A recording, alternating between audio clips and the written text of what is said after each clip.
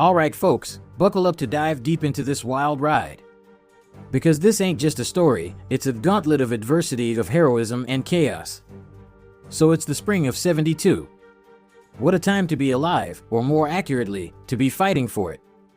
The North Vietnamese army, bless their hearts, decided to throw a World War II-sized tantrum. They launched what would later be called their Easter Offensive, and let me tell you, this wasn't just a skirmish, it was a battle of World War II proportions going on, a tactic greater than the Tet Offensive. The South Vietnamese army, poor souls, were caught with their pants down, many of them rotating units when the enemy artillery started raining hell. Can you imagine? One road, 6,000 people, trucks, families, dogs, cats, buffalo, all trying to move when that artillery hit. It was mass hysteria, the worst thing some veterans had ever seen. And while US channels were reporting the world falling apart, the Vietnamese, out of sheer embarrassment, were silent, hoping to clean up the mess later. Meanwhile, back in the States, people thought the war was over in March of '72. Boy, were they wrong. Now folks caught in this absolute cluster was Air Force Lieutenant Colonel Iceal Gene Hambleton, callsign Bat 21 Bravo. Shot down over hostile territory. This dude wasn't some spring chicken, 53 years old, a navigator on an EB-66 electronic warfare plane. His mission? To keep missiles off the B-52s, meaning they wanted those SAMs to shoot at them. Sounds crazy, right? They knew it took exactly 10 seconds for a missile to go from ground zero to 30,000 feet, but the missile was already halfway up before we ever got the light. And here's the kicker, this old man had a brain full of America's secret sauce, classified US missile strategy, information vital to US efforts in Vietnam. He ejected safely, but 5 other crew members died inside the plane. He landed right in a damn rice paddy, practically spitting distance from the Cam Lo Bridge. And by spitting distance, I mean he was surrounded by something like 30,000 swiftly advancing NVA troops. That's not bad luck, ladies and gentlemen, that's like stumbling into a mosh pit at a Metallica concert wearing a boy band t-shirt. You are totally screwed.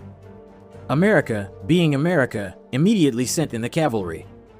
Search and rescue missions were the most extreme and important mission to any Air Force pilot. They would drop everything to go for a guy.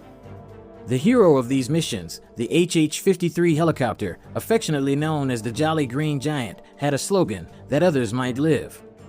These guys were legends, they never paid for anything in a bar. But what they found wasn't a quiet pickup but a bee's nest of heavy fire. 2 Cobra gunships and a UH-1 Army helicopter, callsign Blue Ghost 39, flew straight into an NVA anti-aircraft battery, completely unaware of the mechanized North Vietnamese forces. The UH-1 crashed just 50 meters away, 3 men were killed, the 4th was taken prisoner immediately and moved to Hanoi. The other Huey was hit hard, with 3 of 4 crew members killed. In 30 minutes, 3 men killed, 1 captured, a pile of aircraft trashed. By Easter Sunday, just 2 days in, the NVA had already captured 11 firebases and were battling for the most strategic firebase, Camp Carroll. Its surrender was a low point, a shocker that made them think they'd lose the whole battlefield. It was a grim tally, 9 Americans dead, 3 more downed, including 2 POWs, and 13 aircraft severely damaged. This wasn't a rescue, it was a damn meat grinder. Colonel Moorhead, commander of the U.S. Joint Search and Rescue Center, rightly decided they couldn't keep doing it that way. He suspended rescue missions for the night. And here's where the bureaucracy really shines. To protect the rescue mission, they threw up a no-fire zone of 27 kilometers around Bat 21's location. You heard that right. They basically tied the hands of the South Vietnamese ground forces, leaving them open to the NVA. Some Vietnamese commanders were like, and I quote, "You're stopping an entire battle for one man." They were bitter, saying, "Look how many of Vietnamese been killed and sacrificed because you're calling off all the forces just to support this one man." Never in the annals of history, some said, had an enemy been given the opportunity to advance free at will. Yeah, because America. We don't leave people behind, even if it means everyone else gets a participation trophy from the NVA. So, air rescue was a no-go.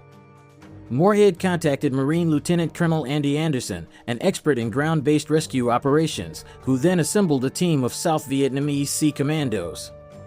Anderson's unit was dissolving, but he took charge of this revised rescue mission.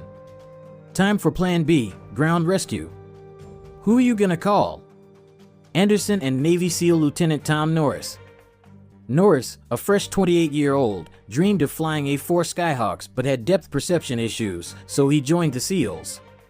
He might have been slight in stature and nerdy and struggled in training, but he was a tough warrior and one of the last SEALs in Vietnam who actually knew how to work with the locals. The mission? Not just Hambleton, but two other guys, Lieutenant Mark Clark and Lieutenant Bruce Walker. Because if you're gonna do a rescue, might as well make it a bulk order. First up, communication.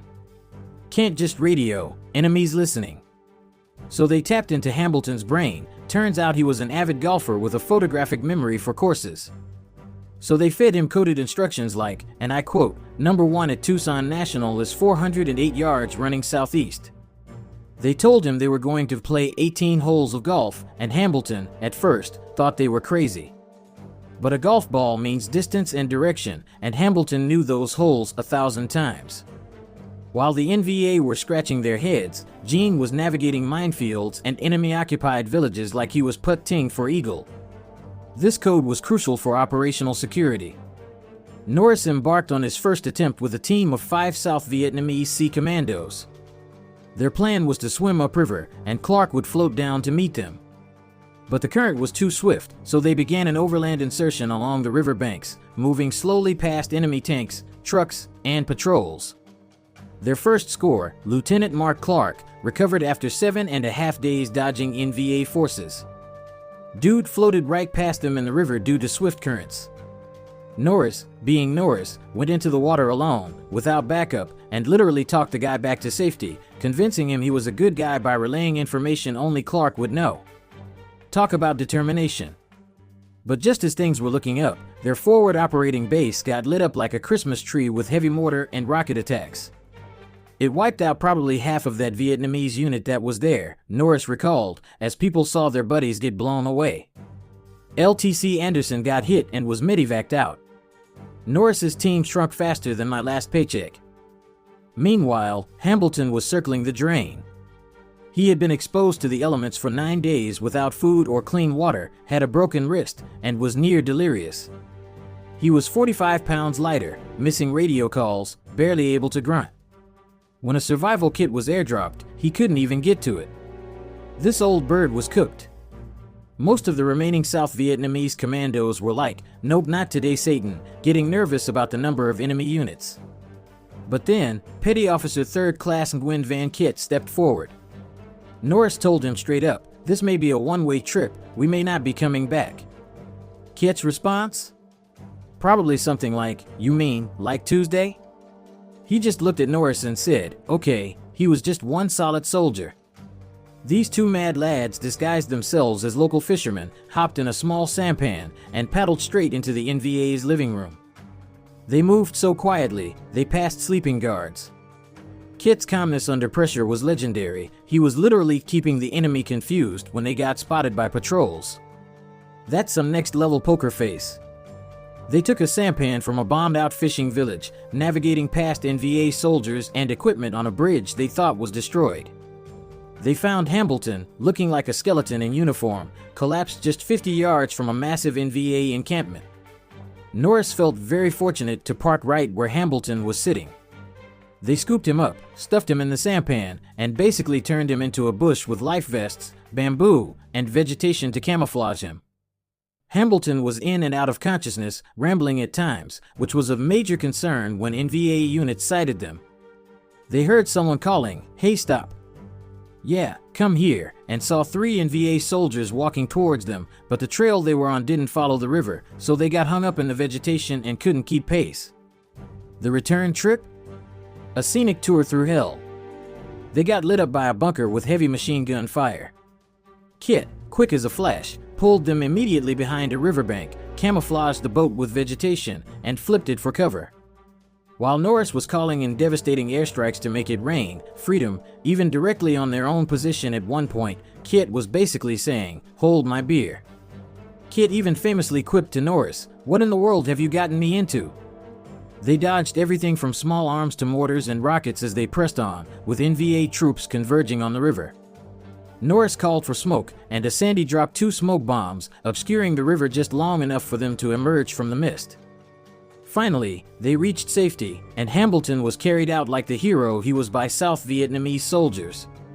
After 10.5 days of pure, unadulterated willpower, Hambleton was safe. He was very weak, having eaten nothing for 9 to 10 days. He lived another 32 peaceful years, just despite death, passing in 2004. For his absolute insanity and extraordinary heroism, Nguyen Van Kiet got the Navy Cross, the highest honor for a foreign national. Dude was so cool under pressure, he probably chills his drinks with ice cubes made of his own composure. He even became a U.S. citizen. And Lieutenant Tom Norris? He got the Medal of Honor for basically telling the Grim Reaper to kick rocks, not once, but twice. And here's the wildest part: 6 months later, Norris himself got shot to hell, losing an eye and part of his skull. And another mad lad, Petty Officer Michael Thornton, saved him, earning another Medal of Honor. Talk about passing the buck, or the medal, I guess. Norris would go on to join the FBI's hostage rescue team. He wears his medal not for himself, but for the countless others who deserved it but were never recognized, and for those who gave their lives and never came back. Now, this whole shindig came at a staggering cost. Conflicting reports suggest 9 to 11 American lives lost directly, and potentially thousands of Vietnamese lives affected thanks to that genius no-fire zone. Lieutenant Bruce Walker, the third down pilot, was unfortunately captured and ultimately killed by the North Vietnamese. Hambleton himself said it was a hell of a price to pay for one life. But it proved one thing: you don't mess with America's boys, and you damn sure don't leave them behind. As Norris himself put it, it's not really the value of one life, it's the principle that we as warriors or as comrades will never leave our fellow soldiers behind the enemy lines. And that's the story of the Bat-21 rescue, a triumph of courage in the face of absolute chaos. Decades later, American veterans would return to Vietnam to tell their story of one of the costliest rescue operations in U.S. history. Thank you for listening. The best way to understand history is to see it through the lens of those who lived it. Links to purchasing the book or movie in the description. It supports the channel. End of transmission.